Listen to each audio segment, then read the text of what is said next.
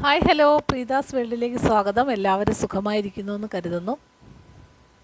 ഇന്നിപ്പം രാവിലെ എഴുന്നേറ്റു, വിളക്കൊക്കെ കൊളുത്തി, നാമമൊക്കെ ചൊല്ലി, അതിനുശേഷം അടുക്കളയിലേക്ക് വന്ന് ജനലൊക്കെ തുറന്നിട്ടതാണ്.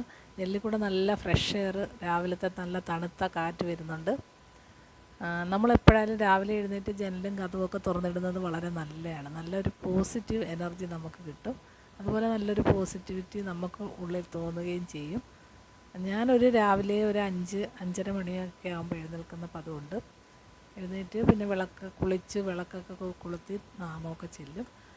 ഇപ്പോൾ രാമായണ മാസം ആയതുകൊണ്ട് കുറച്ച് നേരം രാമായണം കൂടെ വായിച്ചിട്ടാണ് ഞാൻ അടുക്കളയിലേക്ക് വരുന്നത്. ഇപ്പോൾ കർക്കിടകം 1-ാം തീയതി മുതൽ 30-ാം തീയതി വരെ രാമായണം വായിക്കുന്ന ഒരു പതിവുണ്ട്. ഇപ്പോൾ കർക്കിടക മാസത്തിൽ മാത്രം രാമായണം വായിക്കണമെന്നില്ല കേട്ടോ, എപ്പോൾ വേണമെങ്കിലും വായിക്കാം. എങ്കിലും ഇതൊരു കർക്കിടകം 1-ാം തീയതി മുതൽ 30-ാം തീയതി വരെ രാമായണ മാസം ആയിട്ട് ആചരിക്കുന്നത് വഴി നമ്മൾ എല്ലാ വർഷവും അങ്ങനെ വായിക്കാറുണ്ട്. അങ്ങനെ രാവിലെ കുറേ നേരം രാമായണമൊക്കെ വായിച്ചതിന് ശേഷമാണ് അടുക്കളയിലേക്ക് വന്നത്. ഇന്നിപ്പം രാവിലെ ബ്രേക്ക്ഫാസ്റ്റിന് അപ്പവും മുട്ടക്കറിയാണ്. നമുക്ക് പതുക്കെ ഉണ്ടാക്കിയാൽ മതി. രാവിലെ കുട്ടികളെ ഒന്നും സ്കൂളിൽ വിടാനില്ലല്ലോ, അപ്പോൾ പതുക്കെ ഓരോ ജോലികളൊക്കെ ചെയ്താൽ മതി. അങ്ങനെ അപ്പത്തിൻ്റെ മാവൊക്കെ നന്നായിട്ട് പൊന്തി വന്നിട്ടുണ്ട്. ചിലർ പറയുന്നേക്കാം അപ്പത്തിൻ്റെ മാവ് രാവിലെ വരുമ്പോൾ പൊന്തി തറയിലൊക്കെ വീണ് കിടക്കുന്നതെന്ന് കാണാം എന്ന് പറയുന്നത്. എനിക്ക് തോന്നുന്നത് ഈസ്റ്റ് കൂടിയിട്ടോ അല്ലെങ്കിൽ ഈ സോഡാപ്പൊടി അരയ്ക്കുന്നതൊക്കെ കൂടിയിട്ടായിരിക്കും അങ്ങനെ വരുന്നത്. പിന്നെ ക്ലൈമറ്റ് നല്ല ചൂടാണെങ്കിൽ മാവ് വല്ലാതെ പൊന്തി വരും. ഇതൊക്കെ പക്ഷേ നമുക്ക് കുറച്ച് നാളെ എക്സ്പീരിയൻസ് കൊണ്ടൊക്കെ അങ്ങ് പഠിച്ചെടുക്കാം. കുറച്ച് ചിലർ പറയുന്നേക്കാം ഇഡലി അതേപോലെ ഉണ്ടാക്കുമ്പോൾ ഇഡലിയും അതുപോലെ ചിലപ്പോൾ ഹാർഡായിപ്പോവും, ചിലപ്പം ഭയങ്കര സോഫ്റ്റ്നെസ് കൂടിയിട്ട് അത് നന്നായിട്ട് വന്നിട്ടില്ല എന്ന് പറയുന്നേക്കാം.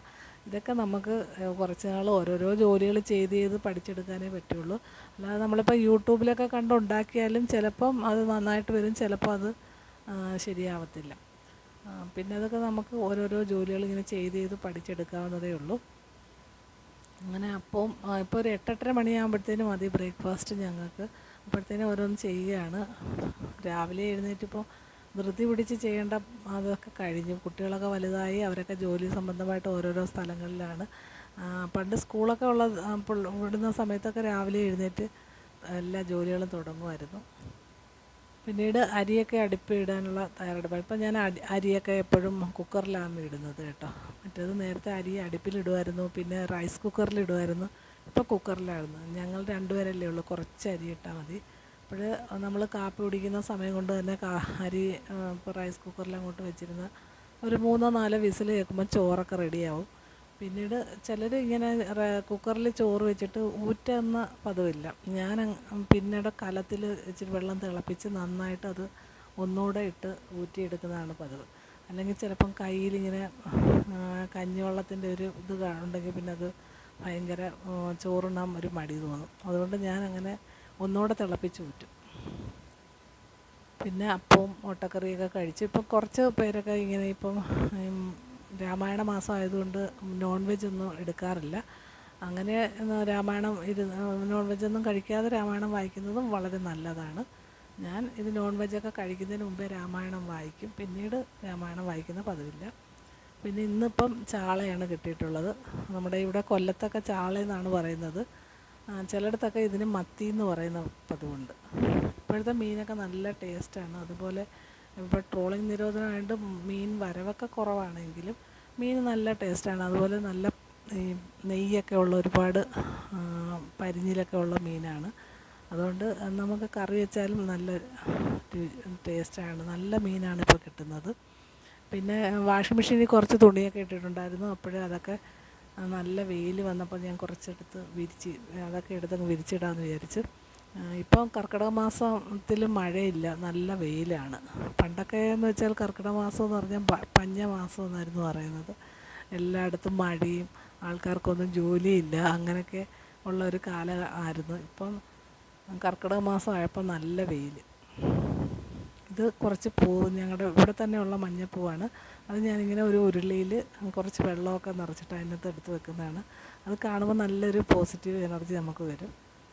പിന്നീട് നമ്മുടെ കുറുപ്പന്മാർ 2 പേർക്കും വിശക്കുന്നു, ഭയങ്കര കരച്ചിൽ. അങ്ങനെ ഞാൻ കുറച്ച് ചോറെടുത്ത് മീൻ കറിയൊക്കെ കൂട്ടി കൊടുത്തതാണ്. അവർ രണ്ടുപേരും വീഡിയോ പിടിക്കുന്നത് ഇടയ്ക്കിടയ്ക്ക് ശ്രദ്ധിക്കുന്നുണ്ടെങ്കിലും ചോറ് നന്നായിട്ട് കഴിക്കുകയാണ്.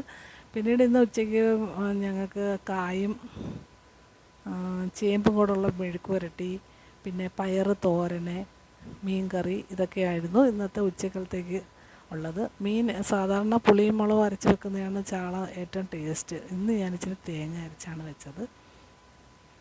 അങ്ങനെ ഉച്ചയൂണൊക്കെ കഴിഞ്ഞതിന് ശേഷം ഞാൻ കുറച്ച് ജനലിൽ കൂടെ നോക്കിയപ്പോൾ നല്ല റംബൂട്ടാൻ നിൽക്കുന്നുണ്ട്. അപ്പോഴിന്ന് റംബൂട്ടാൻ പഴുത്തിട്ടുണ്ടോ എന്ന് നോക്കാൻ പോയതാണ്. അപ്പോൾ 1-2 റംബൂട്ടാൻ പഴുത്തിട്ടുണ്ടായിരുന്നു, പക്ഷേ അത് തറയിൽ വീണ് കിടക്കുന്നുണ്ട്. അപ്പോഴിനി വവ്വാലെങ്ങാനും കടിച്ചതാണെന്ന് വിചാരിച്ചിട്ട് ഞാൻ പിന്നെ അത് എടുക്കാൻ പോയില്ല. നല്ല റംബൂട്ടാനാണ്. ആദ്യമായിട്ട് കായ്ച്ചതുകൊണ്ട് ഒത്തിരി ഒന്നും പിടിച്ചിട്ടില്ല, പക്ഷെ ഉള്ളത് നല്ല ടേസ്റ്റുള്ള റംബൂട്ടാനാണ്. ഇത് പിന്നെ ഫാഷൻ ഫ്രൂട്ടാണ്. ഫാഷൻ ഫ്രൂട്ട് ശരിക്ക് പിടിച്ചിട്ടുണ്ട്. അതുപോലെ തന്നെ ഒരു മാവിൻ്റെ മുകളിലോട്ടാണ് പടർന്ന് കയറിയേക്കുന്നത്. ഇപ്പം മാവിൻ്റെ ഇല പോലും കാണാൻ വയ്യാതെ പിടിച്ചിട്ടുണ്ട്. ഇതിങ്ങനെ റെഡ് കളറായിട്ട് പറിക്കുന്നതാണ് നല്ല ടേസ്റ്റ്. പച്ച മാറി ഇതുപോലെ റെഡ് കളറാണെങ്കിൽ നല്ല മധുരമാണ്. പിന്നെ പഞ്ചസാരയൊന്നും ഇടാതെ അടിച്ചു കുടിക്കുന്നതാണ് ഏറ്റവും നല്ലത്. പിന്നെ പുളിപ്പ് ഒട്ടും സഹിക്കാൻ പറ്റാത്തവർക്ക് വേണമെങ്കിൽ തേനും കൂടെ ഒഴിച്ച് അടിച്ചു കുടിക്കുക. അങ്ങനെയാണ് ഞങ്ങളിപ്പോൾ അത് കഴിക്കുന്നത്. ഞങ്ങൾ എല്ലാവർക്കും, ഞങ്ങളുടെ ഫ്രണ്ട്സിനും എല്ലാം കൊടുക്കും. പിന്നെ ഞങ്ങളും കുടിക്കാറുണ്ട്. നല്ലൊരു 11 മണിയൊക്കെ ആകുമ്പം അത് ജ്യൂസ് അടിച്ച് കുടിക്കുന്നത് നല്ലതാണ്. അല്ലാതെ തന്നെ നമുക്ക് തിന്നാം, അത് പുളിപ്പ് ഇഷ്ടമുള്ളവർക്ക്. അതുകൊണ്ട് മാവിൻ്റെ ഇലയൊന്നും കാണാൻ വയ്യാതെ ഈ പാഷൻ ഫ്രൂട്ട് പടർന്ന് കിടക്കുകയാണ്. ഇനിയിപ്പോൾ എന്തായാലും അത് പാഷൻ ഫ്രൂട്ടിൻ്റെ കായൊക്കെ എടുത്തു കഴിഞ്ഞതിന് ശേഷം പിന്നെ അത് വെട്ടിക്കളയാമെന്ന് വിചാരിച്ചിരിക്കുകയാണ്. ഞാനതിൻ്റെ ഇടയ്ക്കൊക്കെ നല്ല റെഡ് കളറിലെ പാഷൻ ഫ്രൂട്ട് ഉണ്ടെങ്കിൽ പറിക്കാൻ നോക്കുകയാണ്. അങ്ങനെ 1-2 പാഷൻ ഫ്രൂട്ടൊക്കെ കിട്ടി. പിന്നെ 2-3 തറയിൽ വീണ് കിടപ്പുണ്ട്. പിന്നെ ഇത് ഞങ്ങളുടെ വെണ്ടയിൽ കുറേ വെണ്ടയ്ക്ക ഞങ്ങൾ വിളവെടുപ്പൊക്കെ കഴിഞ്ഞ് ഇത് പിന്നെ വിത്തിന് വേണ്ടിയിട്ട് നിർത്തിയിരിക്കുകയാണ്. നല്ല നീളമുള്ള ഒരു സൈസ് കൊമ്പൻ വെണ്ടയെന്ന് കണ്ട ഇതിന് പേര് പറയുന്നത്. അങ്ങനെ അതിന് വിത്തിന് വേണ്ടിയിട്ട് നിർത്തിയിരിക്കുകയാണ്. എന്നിട്ട് 1-2 പിഞ്ച് വെണ്ടയ്ക്ക കിട്ടി. പിന്നെ കുറച്ച് കറിവേപ്പില നിൽപ്പുണ്ട്. ഇഷ്ടംപോലെ കറിവേപ്പിലയുണ്ട്. അതിൽ നിന്ന് ഞാൻ കുറച്ച് കറിവേപ്പില എടുത്ത് വെച്ച് ഫ്രിഡ്ജിൽ കൊണ്ട് വെക്കാമെന്ന് വിചാരിച്ച്. അല്ലെങ്കിൽ നമുക്ക് കറിയൊക്കെ വെക്കാൻ നേരത്ത് ഇവിടം വരെ വന്ന് എടുത്തുകൊണ്ട് പോകണം. അതുകൊണ്ട് ഞാൻ കുറച്ച് കറിവേപ്പില എടുത്ത് ഫ്രിഡ്ജിൽ വെക്കാമെന്ന് വിചാരിച്ച് ഒടിച്ചതാണ്. പിന്നീട് ഞങ്ങൾ നമ്മുടെ പേരയുടെ അടുത്തേക്ക് പോയി. പേര ഇതുപോലെ ഇഷ്ടം പോലെ പേരയ്ക്ക പിടിക്കും. പക്ഷേ എല്ലാം വവ്വാൽ കൊണ്ടുപോകും. വവ്വാൽ വന്ന് രാത്രി എല്ലാം അടിച്ചിടും. ഇന്നിപ്പം തന്നെ അതിൻ്റെ മൂട്ടിൽ നല്ല മധുരമുള്ള നല്ല പേരയ്ക്കയാണ് കേട്ടോ. വവ്വാൽ കൊത്തി അത്, പക്ഷേ നമുക്ക് പിന്നെ കഴിക്കാൻ പേടിയായിട്ട് കഴിക്കാറില്ല. അങ്ങനെ എൻ്റെ ഫ്രൂട്ട്സിൻ്റെ വിളവെടുപ്പൊക്കെ കഴിഞ്ഞതിന് ശേഷം വൈകിട്ടായി. ഇത്രയൊക്കെയുള്ളൂ ഇന്നത്തെ വീഡിയോ.